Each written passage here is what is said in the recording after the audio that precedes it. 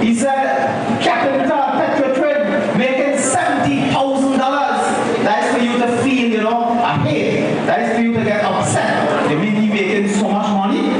But they don't tell you that they brought in managers there and paid them millions of dollars. They did not tell you that Sultan Khan went there and made more than $70,000. Brothers and sisters, Petrotrin is in the state it is in now because of the People's National Movement and keep growing.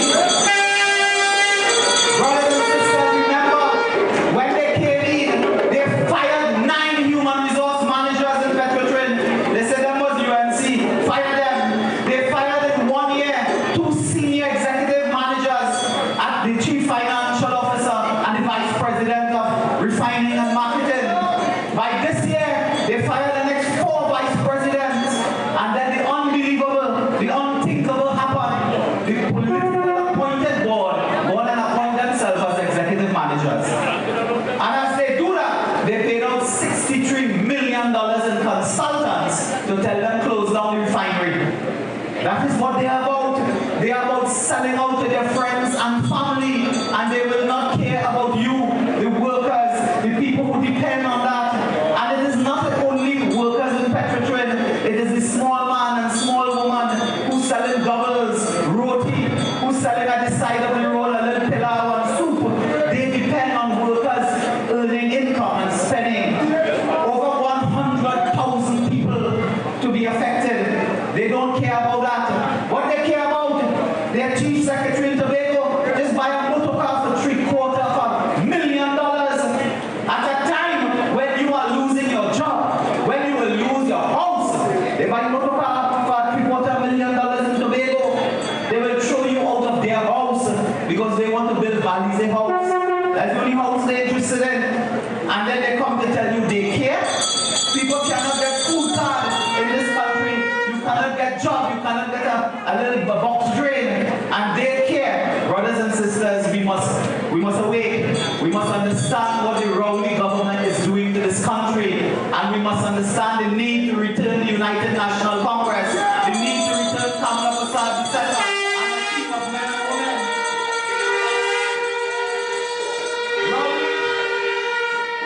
Rowley and Sunday, you made 2 crazy statements recently.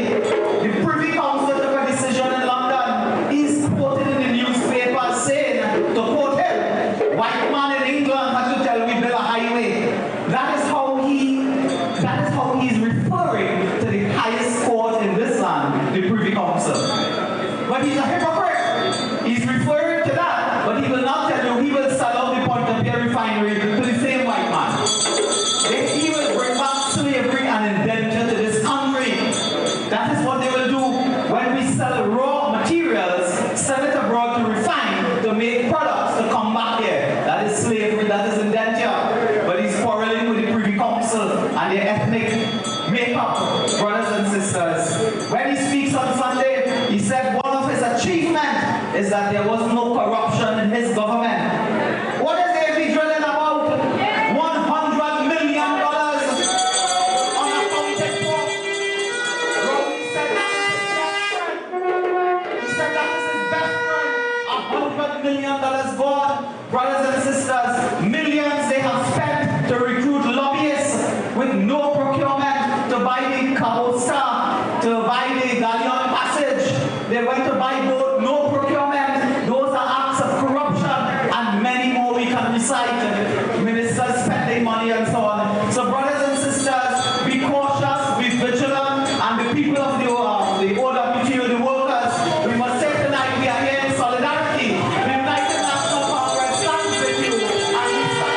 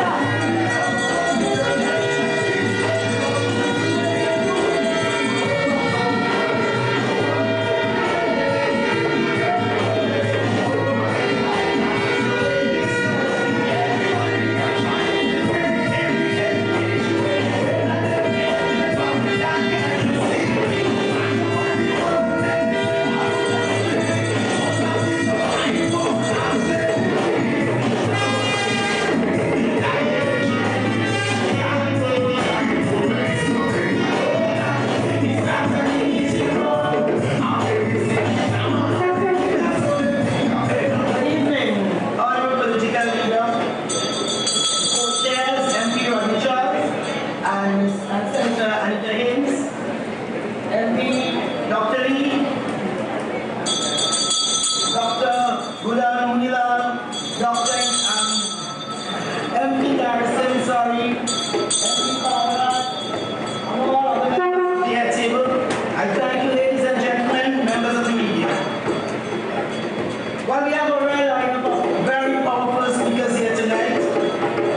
I've been enjoying that. It shows that UNC has a big talent pool and who remains very impressive. Like the rest of you, I'm very excited to hear from our political leader. Now today, they want you to believe we are better off. And the papers, they are saying, Ronnie goes on. He holding on, but you know, we are falling off the rough side of the mountain. I've told you over and over that treating the government is like playing with your imaginary friend. Now, after 3 years and they have nothing to show for it, they are going around threatening everybody, behaving like Dr. Rat. You know that for the Spanish badger, but I want them to know tonight that the UNC is rat poison. And we are ready for them. We are waiting for them. You know, every time you speak, Bellows, you're not afraid of you, you're not afraid of me, you're not afraid of Rose, you're not afraid of Dr. Munginal. Yet, you know, last week he went down to Marbella and he walked through the entire rat squad. The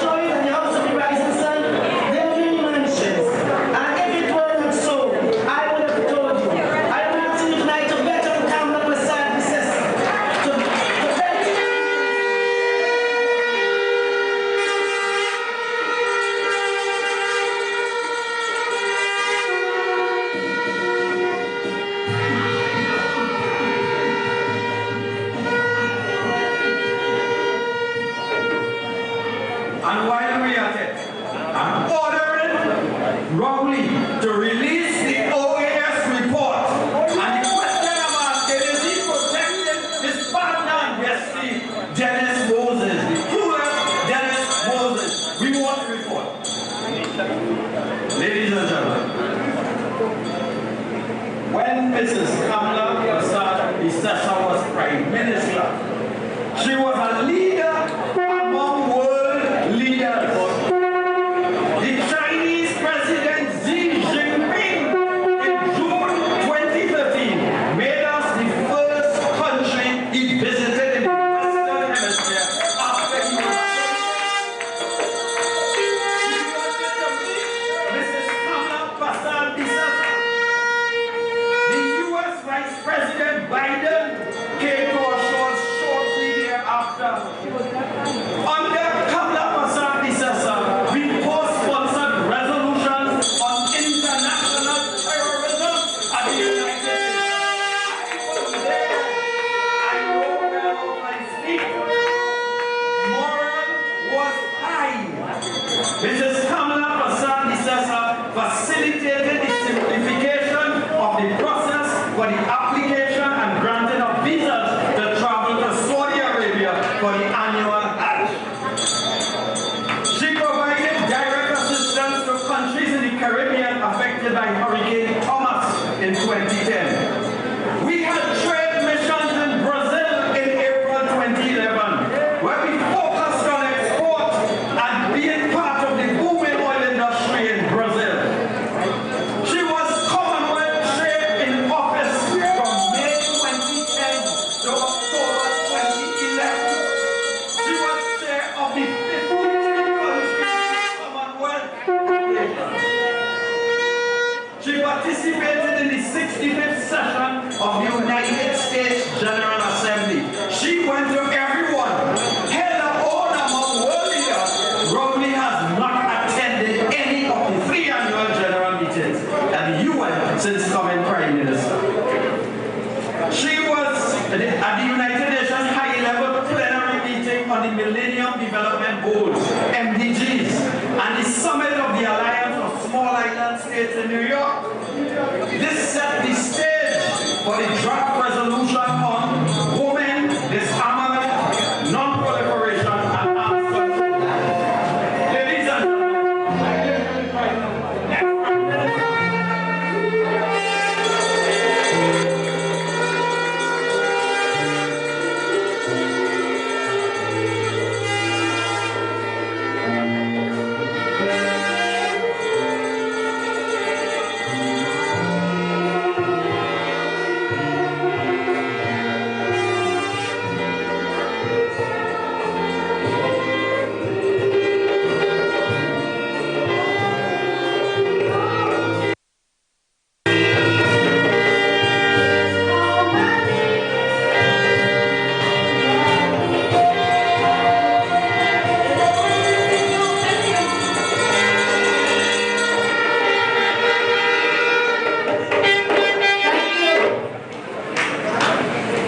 UNC family and friends, can you feel the love tonight?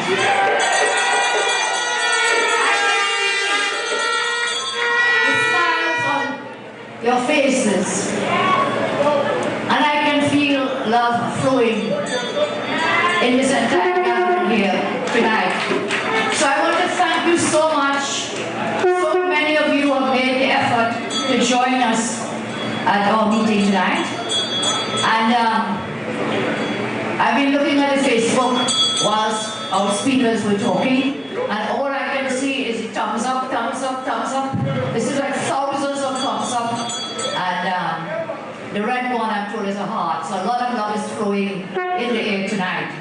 And I want to give some special love to Councillor Jalen Brooklyn, celebrating her birthday today.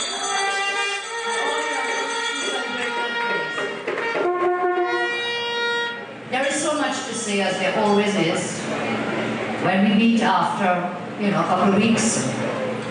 And look, this week, as you know, marked the 3 years of the governance of for his by the name of Keith Christopher Robin. 3 years of his government. 3 long years. Suffering. People living in fear. People living in pain. Rising food prices, joblessness, unprecedented crime. And by the way, since the all-purpose minister has taken over national security, murders have been increasing. We're looking at every area of life in our country. And you know, I heard the Franklin Khan, who's the present chairman of the Rowley Party, he said they will not have a special event to mark their 3rd anniversary. But you know why? You know why? They have nothing to celebrate at the end of 3 years. Nothing. Absolutely nothing. I acknowledge all my colleagues on the platform and off the platform. And I know that they have been very busy working in their constituencies. Consultations are being held in every constituency. MPs are holding pre-budget consultations. Councils are holding pre-budget consultations. Because we want you to tell us what you would like to see and hear in that budget and what you would not want to see and hear in the budget that is to come very shortly. So a lot of work is going on in your own constituencies. I ask you to check the Facebook, check the UNC's website and Facebook, and you will get the dates and times and venues for each of these consultations. So 3 years, in every aspect they have failed. And you know, in all of that, I read the most bizarre story in the newspaper yesterday. A most bizarre story. And in this story, we see what I would call the delusional words, yes, of Loverboy Rowley. Delusional words. Most bizarre story. Now coming to say he cares deeply and he loves you and he loves his country. And that is so bizarre. Because he's not going to fool anybody in this country. I know when I was growing up, and I'm sure you two are up to now, they say you know a person not by their words but by their actions. Know them not by their words, but know them by their actions. So in that story yesterday, this man, so brass-faced and shameless, coming to say he loves you and loves this country when he is the person who has unleashed the most economic, financial, social, political devastation on our country and our democracy. This is the person whose regime for the past 3 years is being defined by deliberate, hateful, cruel, punitive policies, all aimed at pauperizing everyone in this country. And except for the 1%, everybody else in this country is suffering. This man appears on a front page, bizarre and delusional, to say he loves our country. And what is more astounding than this mad rant is the fact that these delusional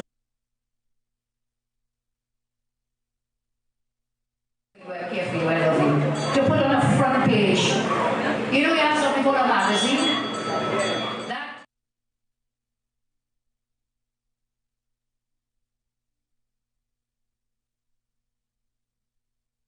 pages. Open the paper again today. Every page, every story.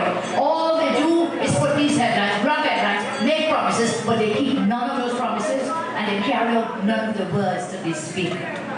On that note, we see a weekend following the very active and deliberate move to sell our patrimony, the refinery for petroleum. We see on a weekend following threats to sue workers of the country for taking casual sick leave. And incidentally, I want to give some advice. We have assembled a team of lawyers, and if the government carries out its threats to want to take up and sue or charge any worker who took a day off on Friday, we have a team of lawyers waiting to help you. Come to us.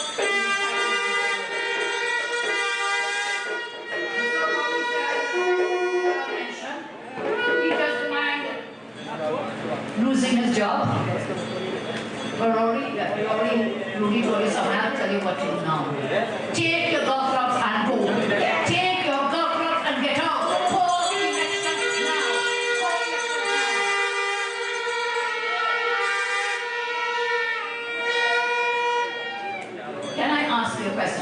truthfully tell us.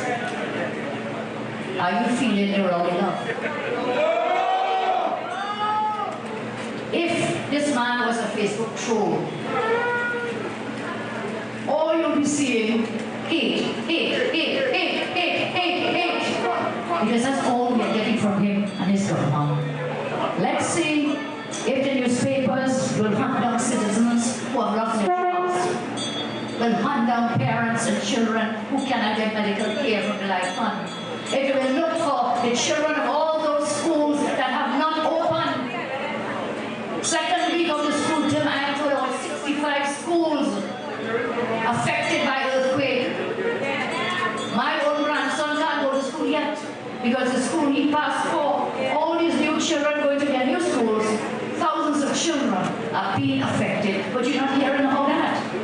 You're not reading about that. Instead you're getting people lying to tell you they love you and care for you. Why are we not looking for those patients who cannot get a bed in the hospital and let us tell us their story? Why are we not looking for families that are ravished, as the one who you spoke about? They don't have jobs, they don't have money, they can't buy food, they can't buy clothing, they can't send their children to school. You want a doctor to tell me, love, it's not love. Let's do like the Californians. Yeah? You say yay. You say yay. Is Rowley's government the most hated government ever? Yeah? And you see, we are seeing really a Rowley reign of terror in this country, you know. And if we do not stand up now, there will be no one left to stand up tomorrow.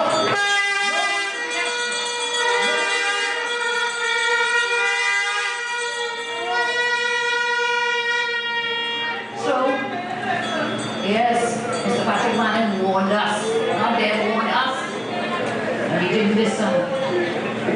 You remember something I'm saying? These are what some newspapers are carrying. I can choose like a fan magazine, written, published by groupies of Rowley. You remember when I was Prime Minister? They would put my shoes, if I wore high heel, if I wore flat shoe, I wore boots, they would put my shoes on the front pages. They would not put up the work that we had done, the thousands of jobs we created. You wouldn't see that. You wouldn't see the no one's asking about the hospital. When they tell us all these fancy buildings, earthquake got damaged, you know, the Cuba Children's Hospital, no damage whatsoever.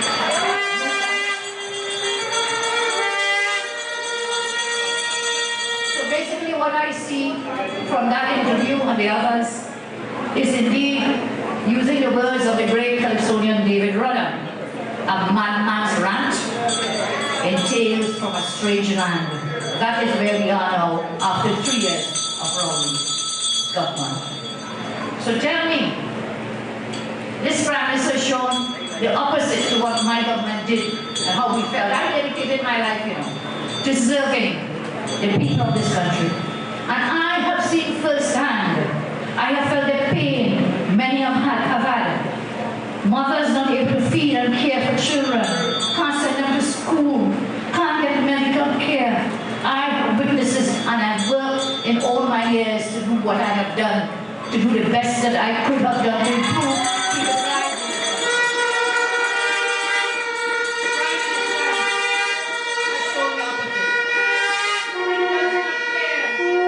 About you or your families.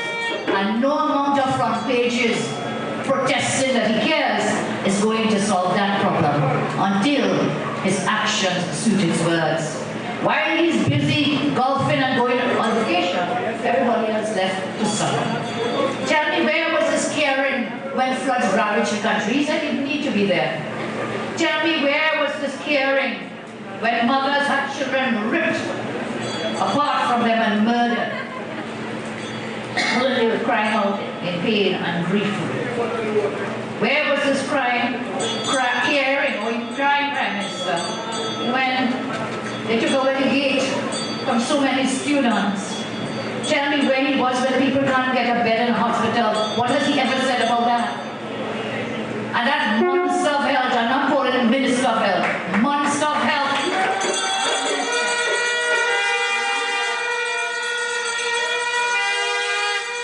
Where is the care?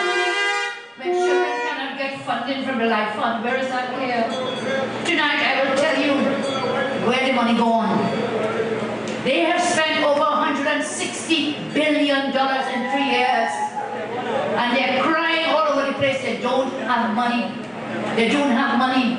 We shared some of the things that they did, the so-called deceits, the painters, etc., fixing golf courses and so on. Tonight I want to tell you something about suffering and discrimination with respect to healthcare in our country. When it is that the P&M is using your money, and I am questioning whether they're doing it legally to provide healthcare out of the THA monies for a fellow named Dr. King. Over nearly $2 million. Devin Maraj, former minister, filed a Freedom of Information under the FIO Act, asking about this money spent on Dr. King out of THA. And he asked the son, do you have a policy position? Do you have a policy guideline? And their answer was no, there is no policy guideline. That's under the FOI. So can the Prime Minister tell us, please tell us, which line item in the THA budget allows for the expenditure? How could it be that there is no policy document in place to guide applicants to the THA itself? Where did the bottomless pit of money come from? How is it that the average poor family in Tobago and Trinidad doesn't know about this secret medical fund? Why was there no public disclosure of the fact that the THA spent just almost $2 million on this gentleman, so that the public could know that they could also try to get funding for the expenses? Why the mystery and the secrecy? Now, I have no problem if you get to help you. But when you see it is done in secret, you remember the scholarship slush fund where they're giving out to their supporters scholarships under the I.A.N regime. This is some secret fund. And whilst they're doing that and spending almost $2 million on Dr. King to go to India to get medical treatment, they spend on Maxi Coffee another few millions, another few millions on Franklin, and all these millions being spent. And what is happening to children? What is happening to children trying to get money from the Life Fund? We set up that Life Fund, I remember before I became Prime Minister, as we all know and you know, the barbecue, the curry, the raffle. Parents desperately trying to get help. Cake sale, bake sale, flowery sale.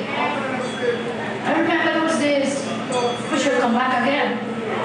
And because of that, when we went into government, I did my first cabinet note. I am proud to say cabinet note number 1.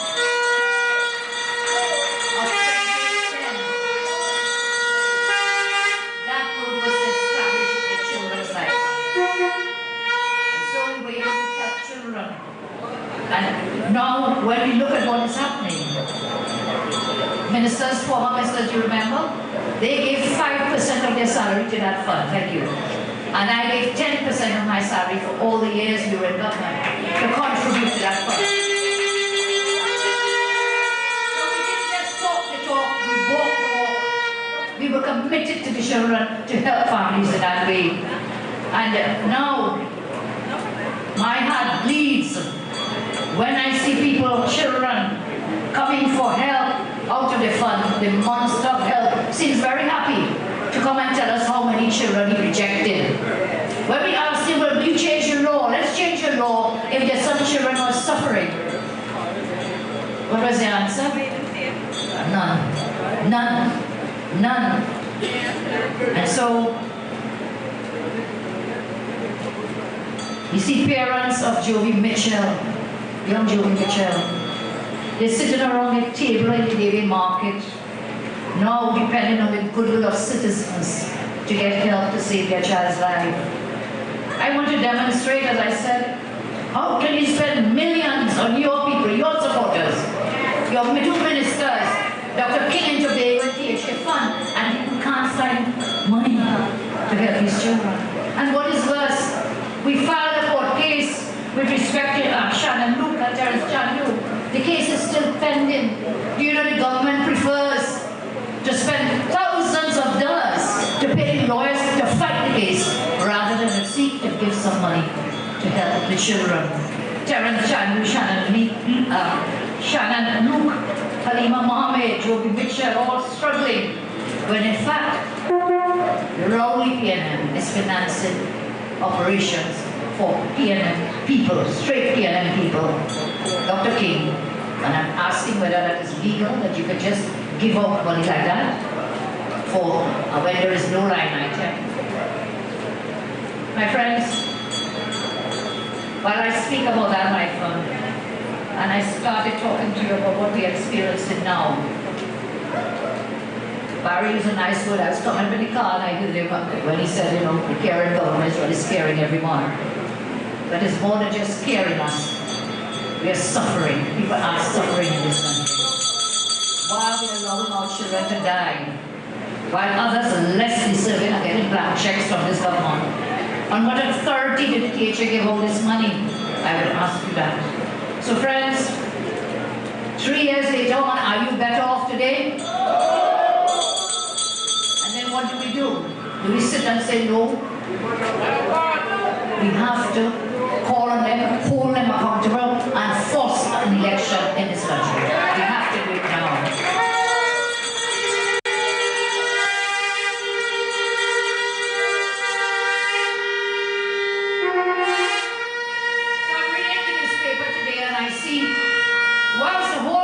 Concerned about losing jobs, about sending their children to school, about the joblessness affecting the entire country. Big headline: legalizing what? Marijuana.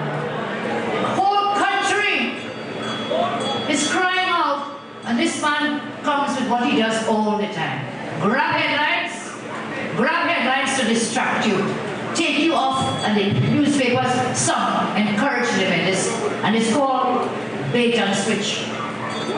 So, Patrick, everything over the weekend, you come Monday morning, where did that story come from? Suddenly, the election, he is in election mode, and all the signs are there. So you will hear all kinds of wild things about things they're planning to do. You will hear how much they love you, how much they want to protect you. You will hear how they're willing to make the hard choices. I want to tell each and every one of you this. I want to suggest to you and to those on social and mainstream media that you must do a fact check of all the promises they have made and never one kept. But he comes out with these things, grab the headlines, and everybody started to talk about what? Marijuana, legalized marijuana. In 2015, you remember, when he came to try to win elections, he talked about whistleblower legislation. Where is the whistleblower legislation? None. Recently, when he wanted to win the local government elections 2016, what was he talking about? Local government reform. Local government is upon us next year. No sign of any. He promised to work with the Labour movement in September 2015. And I quote what he said: "We must ensure meaningful and active participation by Labour in the decision-making process at all levels." You hear another lie? That is lie. MP Nelson spoke to you about the MOU that was signed by the Joint Trade Union Movement and signed by OWTU. Okay? And it struck me when he said that that was registered in industrial court. And therefore I'm calling upon our lawyers to see the government has clearly violated the agreement that they signed. And I'm asking our team of lawyers, let us look at that to see whether the government has acted illegally against the law when it breached the agreement that it made with the OWTU with respect to putting members of the union workers on the team for the restructuring. So he signed that since 2015. The idea of restructuring was around from since 2015. 3 years later, he put one minister of energy, what was her name, the lady? Bright young lady, Nicola. 14 months in office did nothing, and another several months later, another minister of non-energy. And here we are today in the crisis with petroleum. So we see him totally brutalizing workers in the union. And Darcy spoke a lot about that, so I will not get into the detail. But he did say they will have a timely settlement of all outstanding public sector wage and salary negotiations. In our civil state job, let me remind you, we settled over what was 130 wage negotiations.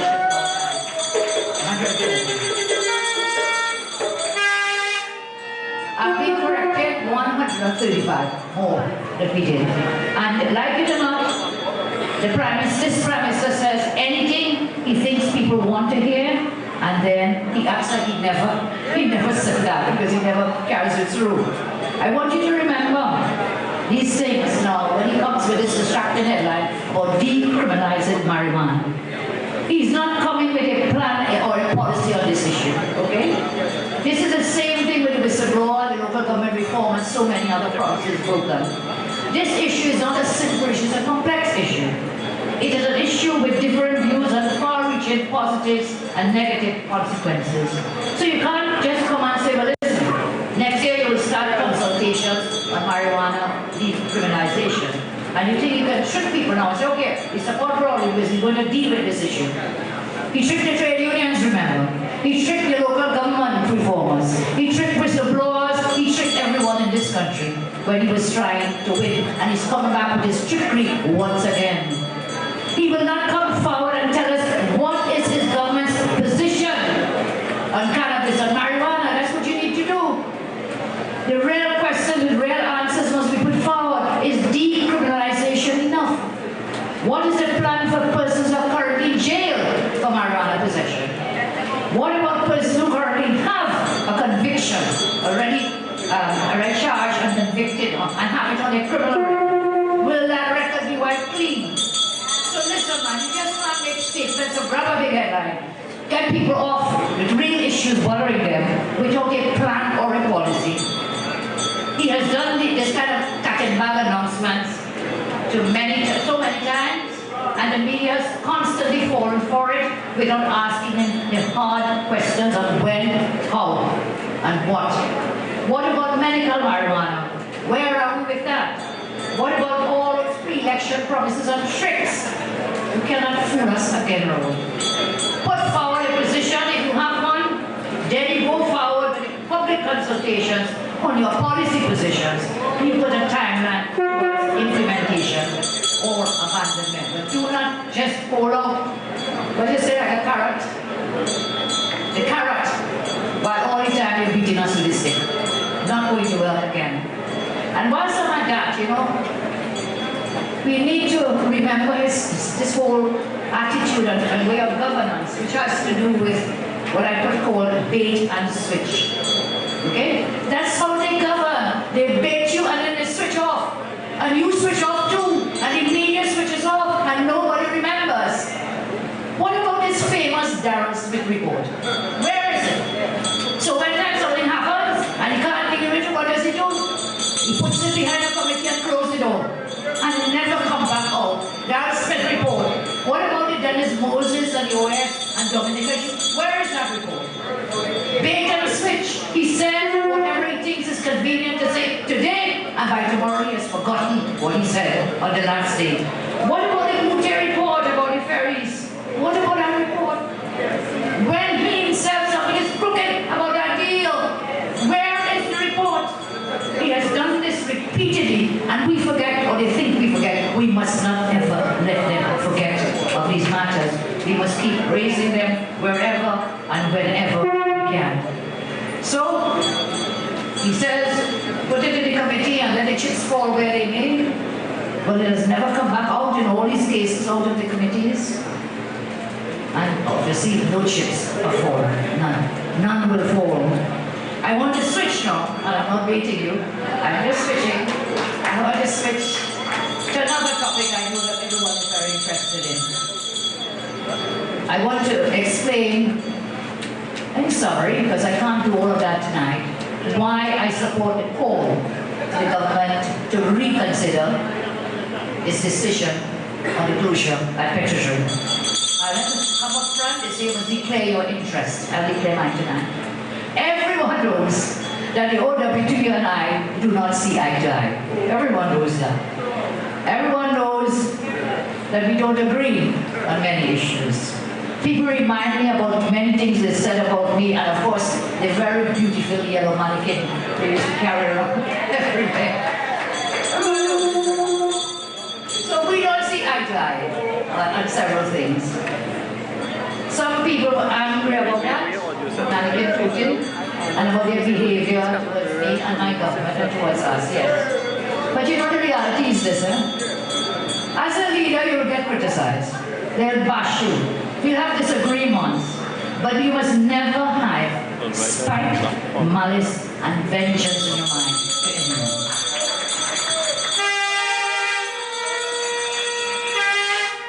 I cannot lead our party or our country by spite and hate. Some will praise me and some will curse me. So we'll agree to disagree on some matters. But we must be civil. We must be humble in whatever we do. That's why I tell you, we must put love and tolerance and forgiveness in our minds and leave the bitterness and the hate out. I don't want to end up like Hater Rowley. So I will take out hate and bitterness. That is what Rowley doesn't understand. He is a callous and spiteful person. As you reminded me, and I remind you again, Mr. Manning told us about his behavior, you remember? Mr. Manning warned us. Some didn't listen. And so we see Rowley's about setting scores, about punishing people. And you will forgive me if I say this, his behavior is no better or different from his friend across the water, the despot across the water in Venezuela. I want to make it crystal clear that I do not subscribe to the saying that the enemy of my enemy is my friend. That is Rowley's philosophy. That philosophy gets us nowhere. My philosophy, as I told you many times, is to love all and serve all. Leave no one behind. Do not Rowley's PNM, hateful and spiteful. And you know, it seems that they wake up every morning. And when they wake up in the morning, I get the impression the first thing they do is they think about what we can do now to make people miserable to me. When I wake up, I say, let us see what we can do to improve the lives of people.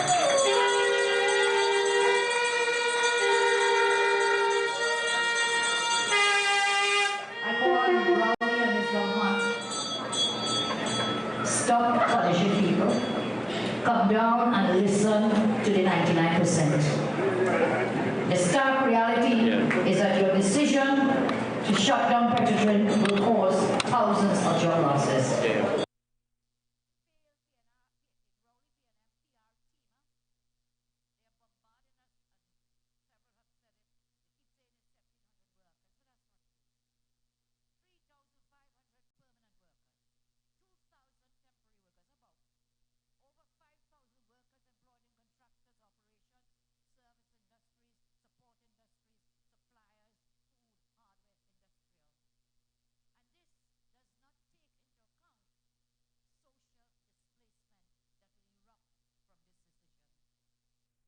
Will be massive. The fallout is going to affect over.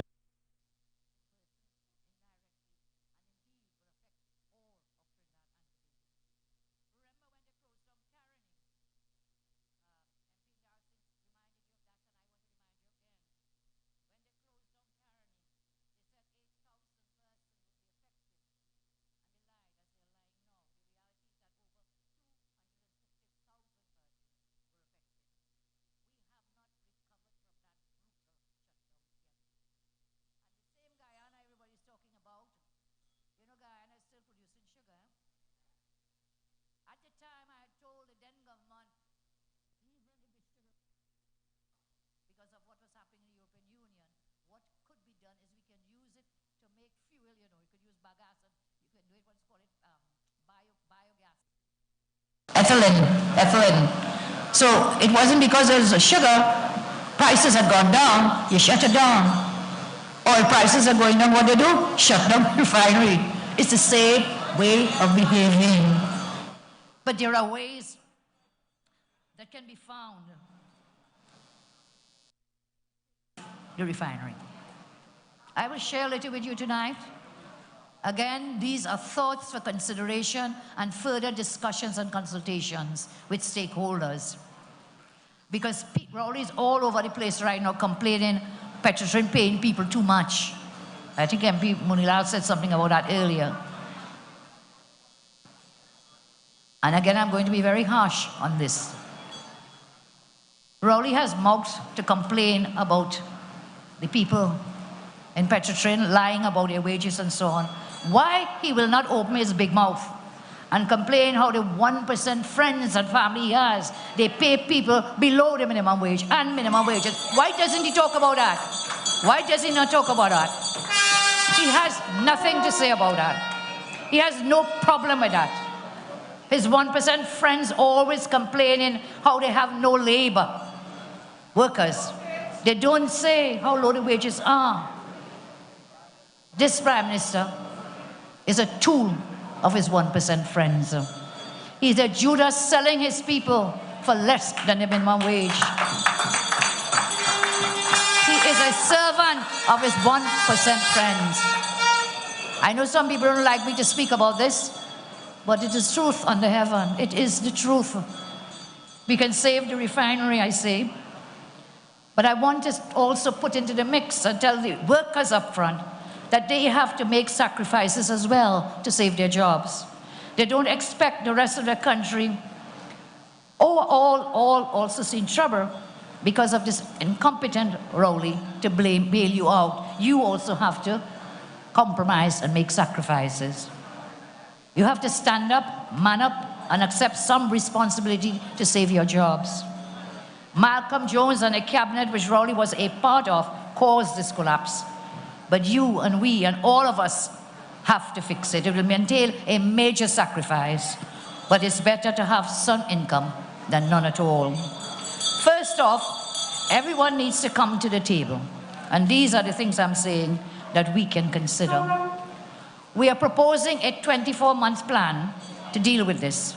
I believe that in the agreement that had been signed, there was supposed to be 18 months for restructuring, 18 months for restructuring, and for the workers and stakeholders to be on that team.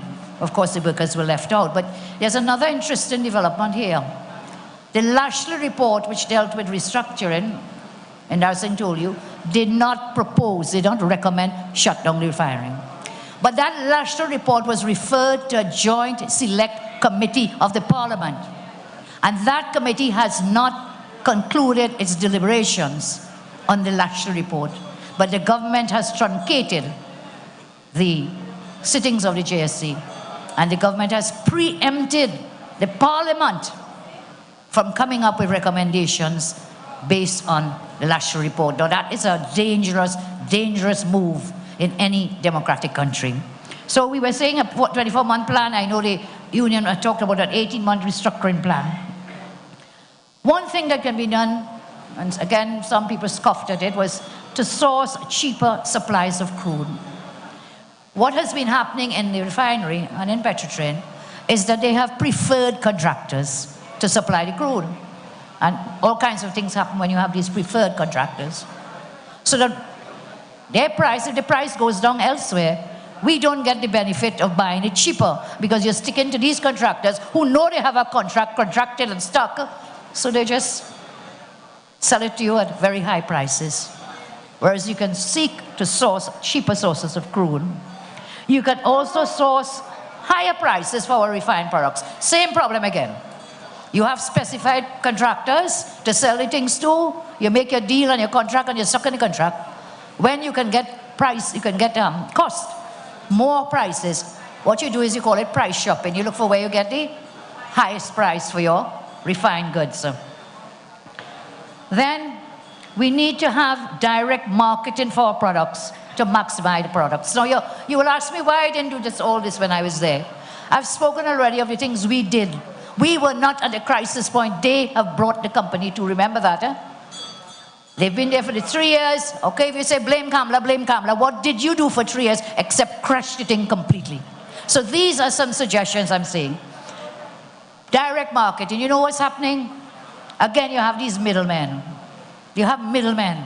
So if you have to sell lubricants, or if you have to sell bitumen, if you have to sell any of the refined products, what happens? The middleman is making the profit. We should have direct marketing. So they're shutting down the refinery and they're shutting down the marketing section as well, if I'm not mistaken. So direct marketing will allow you again you know, to seek where you get best things to buy, cheapest price, and highest price to sell your things at. The government should negotiate with Samsung to get the ultra-low sulfur diesel plant working. That was definitely on the books. The project was completed. They have totally put a halt on everything. Nothing is happening with it. I don't know if they will sell that towards this whole WGTL and whatever. My understanding is that Samsung has a proposal to sort the issues that is nowhere near the cost that the government is making out to be. Now, when Rowley gave his statement on the to the nation, he did say the thing is structurally unsound. Samsung, who built it, does have a proposal. That's what I understand. I call on the government to tell us if that is so and tell us how much it's going to cost before shutting the thing down if there's something that can be repaired. By the way, he has no money, he says, to fix this. No money. But he has $3 billion for one man, a foreigner, to build sandals. $3 billion to build sandals. But he has no money to benefit the more than 9,000 workers here. He has no money to do that. His vision, let me say my vision first, is to educate and train and create for this industrial and digital economy, train our people in that regard. His vision is to have citizens serve drinks on the golf course and clean up behind the elites for minimum wages. That is his vision. Sandals to be waiters and waitresses, to clean up on the golf course for the elites. That's his only vision for Trinidad and Tobago. He has no vision for people, your children, and for the future of our country. So, another thing we can look at is to curtail the overtime. That has been an issue. Curtail overtime, restructure human resources in such a way that you will be able to curtail overtime. Workers must understand, I think they do, that this cannot continue in the way that has been going. Then we can look at renegotiating benefits for this period of the restructuring. Reduce or suspend vacation leave again in negotiations. This is not like I say this and it is. I want us to understand it is things that we are looking at to consider. And of course, in addition to everything else, we should set, and the union and the workers and those in Petrotrin as well, set proper assessment and performance targets for each employee and updated terms of employment so the employees have to and must be accountable for their own performance. So we can't have all your cherries in one hand. This has to be an action by all for the benefit of the greater good. So let's be real. Some of the guys get away with very poor performance and keep their jobs. Don't expect us to help keep your job if some of you continue not to be productive. There is also another very severe problem. There is severe price gouging by safety suppliers, by service suppliers, by goods suppliers for products and services at Petrotrin. Let me give you an example. I am told that it costs $300 to inspect a vehicle in the government licensing office. But it costs $4,000 by some inspectors in Petrotrin. Okay? Secondly, I'm told it takes half a day sometimes before anyone can start working to get in to start work. Thirdly, massive overcharging for goods and services. These contractors, suppliers, safety firms must also come to the table, and the bad practices must also be weeded out. There should be a new open market tendering that is transparent. The pre-qual system is sometimes rigged to exclude competition, and as I said before, to favor preferred contractors, and of course friends and family. The union must accept that some of its own members are involved in this at times, and they should also root them out. We have many other detailed proposals, but as I said, we can communicate with you and with others. We have to restructure the debt and refinance the debt, and that is something I will talk about in future. The OWTU has sent us a letter today and an MOU. I haven't had a chance to read because they sent it to my Port of Spain office and I haven't had it in my hand. They have asked for a meeting. Do I have your permission to meet with them to discuss their proposal? And therefore some more proposals and plans at that meeting. I asked the workers, the union, that you will also have to make sacrifices to look for a better way forward in this matter. It is better to have a reduced income than no job. We will work with you. We will listen to you. We don't always see eye to eye. I started it with that. And I cannot promise you that we will agree with everything, but we keep an open ear and an open mind as we meet with them. And let me tell you finally about the 1% which owns Keith Christopher Rowley. They tried to own Mr. Manning. They couldn't do that. They didn't get away with that. They tried their luck. I'm coming, Louise. They tried to own me, but I sent them packing. They have their Oreo now, who is their guy, and Keith Christopher Rowley. And that's how the 1% friends and family of Rowley control him. Listen to this story.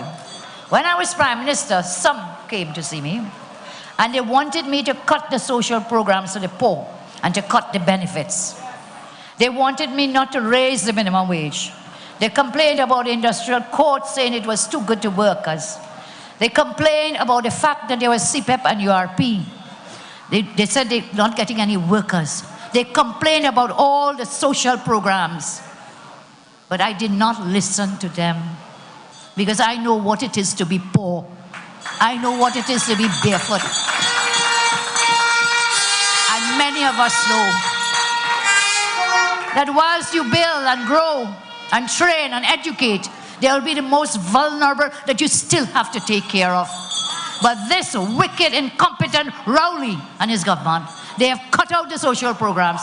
They have cut off the gate. They cut off the grants for the children, parents of cerebral palsy, the underprivileged and the poor. They have no care or concern for them. All they care about is their 1% friend and family. And so I'm saying he has helped them. He has helped them. His 1% friends and family. He has helped them to enslave his supporters in low-paying jobs, menial jobs, and they have trapped them in a vicious cycle of poverty. You know, that is why in my government, together with my ministers, Fazal and Tim and the other ministers, this is why we were building all these schools. Today, about 65 schools. We built over 100 and something schools, Tim. We built up all the Coast Guard campuses, all the UTT. They are shutting down every one of them. That is why we invested heavily in education and training to prepare our children and our young ones for the jobs of this time. Instead, we are reverting back into the low-paying menial jobs of slave labor. That is where Rowley is taking us back in this country. I will never allow them to do that to you. And that is why they must call the elections and we must get them out of office now. Get them out now.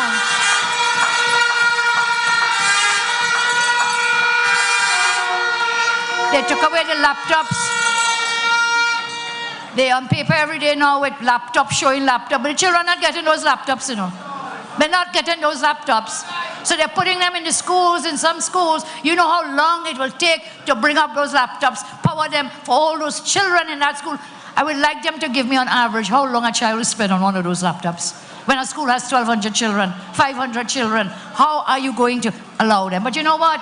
They want a cheap, weakened, poverty-stricken labor force. Because you see, when your child has that laptop, your child could go home and show mommy and daddy, show man, pa, look on the computer, I want the sneakers, you know. And they'll say, hey, but wait now, that sneakers is only $200 or it's $100. But you see a shop somewhere, selling it for $1,000. You could compare and contrast. You can have lifestyle choices.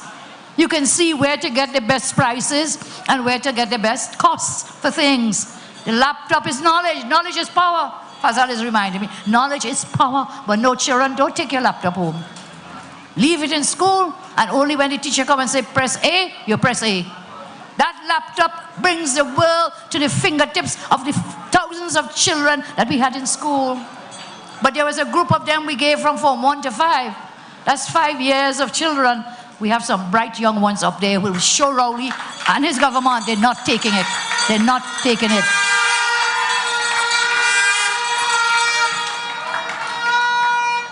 You know, under the PNM, the supporters do not enter the mansion. They are always the gatekeepers standing at the gates while the elites sit inside the mansion and feast. Don't ever be like them. Educate your children. Teach them hard, and teach them that hard work works, and teach them decency. The children of the UNC, the young ones are coming. They are joining us in the droves. And together with the more experienced ones, we will build a greater and stronger party. What injustice was done?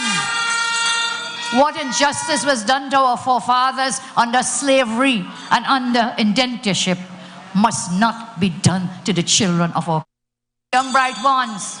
They're not so young. They're not taking it. They're not taking that. And together we will form an army, arm in arm, and march for justice and equality in this country. We know that the economy is in a crisis. We cannot trust this government. The spin doctors have been in overdrive to paint a rosy picture, as Barry and Julian say. They're spinning so much, they're all dizzy now. Who feels it knows it today, okay? They can make themselves dizzy trying to spin us the truth. But the people of this country know the reality. The economy is in crisis.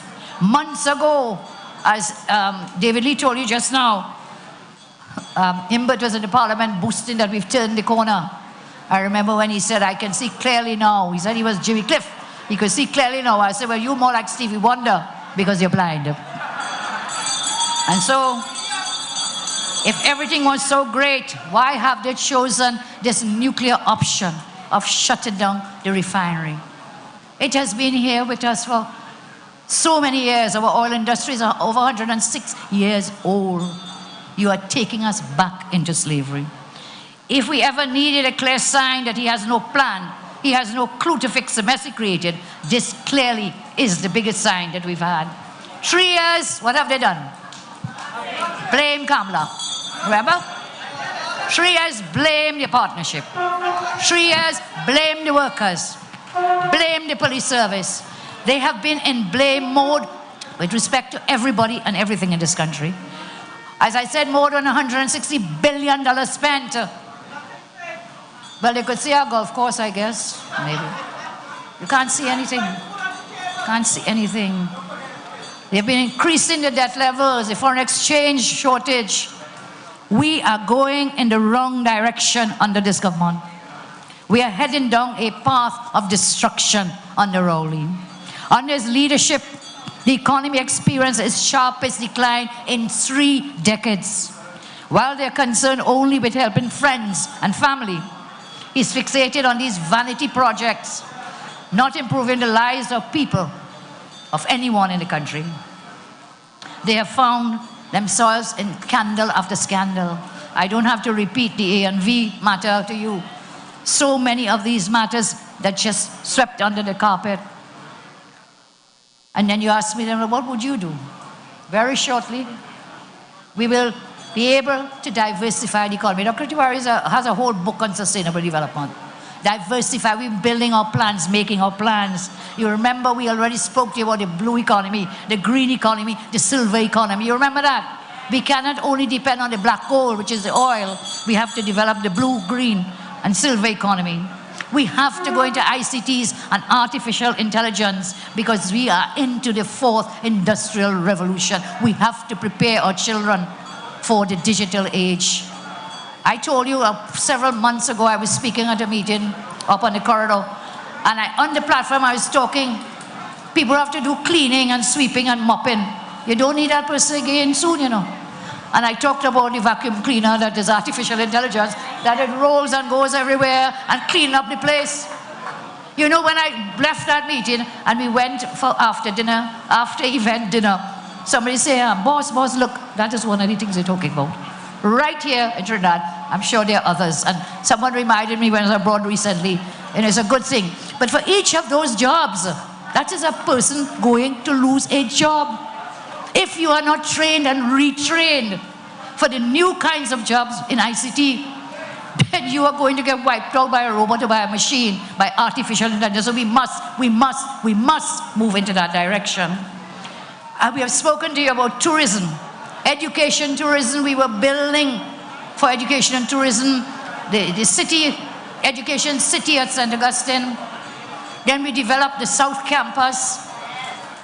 Yes. Then we had the Nurses Academy and Allied Medical Training, where we could again have, we could train others who will come and pay us, but our people will go in free in those places.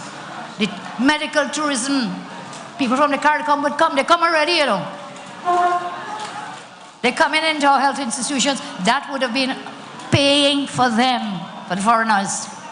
Our people would go there free. We talked about sports tourism, all those nice sports complexes we built, aquatic velodrome and tennis center, yeah? We talked about cultural tourism. These are some of the ways. Agriculture, the cocoa industry is a niche market. Trinidad and Tobago has the Trinitaria, one of the highest end premium products. But you know what's happening with that? It's the same khaki pants. We're going back in the same mold of colonialism. Because what we do, we sell this high premium chocolate, cocoa. They make the chocolate and send it back. I mentioned this before. They make the chocolates and send it back. When we shut that refinery down, we're going to sell the little bit of crude that we develop here. We produce, we're going to sell it, and they will have to, somebody from outside will have to sell us back the improved product, the lubricant and the bitumen and whatever else, so many products downstream. I think even plastics and so on. We are going back into dependency colonial mode where we make nothing for ourselves. We will be the hewers, what you say, the hewers of wood and drawers of water, the slave labor, and everything going abroad for them to improve product, improve the product, and then what? Sell it back to us. But what we sold them, the price we sell it for, they're not selling back at that price. So we are getting less money and have to pay them more money for whatever improvements they would have made. So, what would we have done? There was some of the things, again, people see I say things and say, oh God, Kamala, brilliant idea. The ideas are very brilliant, by the way, but we need to talk about them, okay? This, a UNC government, we would have taken steps, as I said, to protect the refinery, to preserve the jobs, to restructure the debt of that company, continue to work with stakeholders, establish a clear, coherent policy on the energy sector, and I gave you some specific examples on Petrotrail, and of course, that diversification strategy, a comprehensive diversification strategy. I talked to you about the cocoa. That's one we can go into further development. Pineapple industry again. Look, we have a councillor. He was here a minute ago, Brian Mohan. You should go down and see Brian Mohan's pineapple fields, acres and acres, and every one of that is sold even before he picks it off the tree. That is another niche market which is pineapple is in great demand everywhere. Tilapia. So I close by saying that the crime menace continues. And don't let anybody fool you, you know. Don't let anybody fool you. That crime situation, Stuart Young was put there, and he is failing in that ministry. He is failing as a new minister there. And on the issue of misinformation, okay, people claim that I have said X or Y.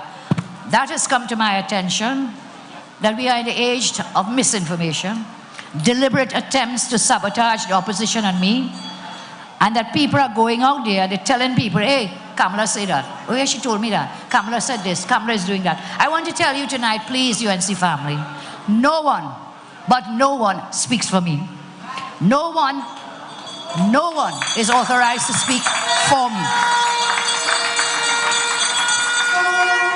And if anyone comes to you to tell you that they are my agent, that I've authorized them, that I've sanctioned, that they must do certain things, hey, I am an email away. I've given you my email. I'll give you again tonight.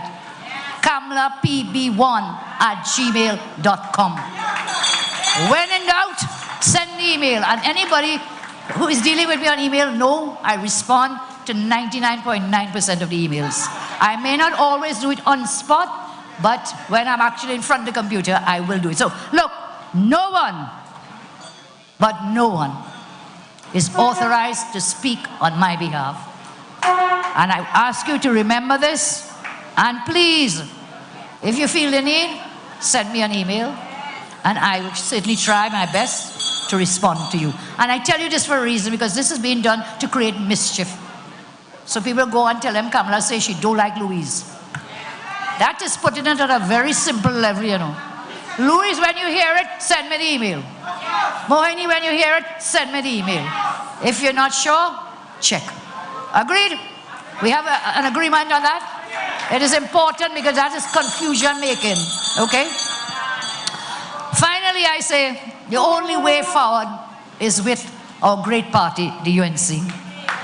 This government is taking us into a perfect storm. But always remember that there is hope. There is hope because the great party I lead, your party, the UNC, is ready to rescue Trinidad and Tobago from the disaster that is rolling. It will take a government with the will, the knowledge, and the vision to repair the damage that Rowley has inflicted on our country. We in the UNC, we have the will. We have the knowledge, we have the skills, we have the vision, and we have the human resources in the people of Trinidad and Tobago to a pathway to growth and prosperity. I have never wavered in my focus on people-centered development. And this is why our team is working to work the plan for diversifying the economy, to equip citizens with skills to enter the digital age, to create sustainable, well-paying jobs, and to bring in new investments and much needed foreign exchange.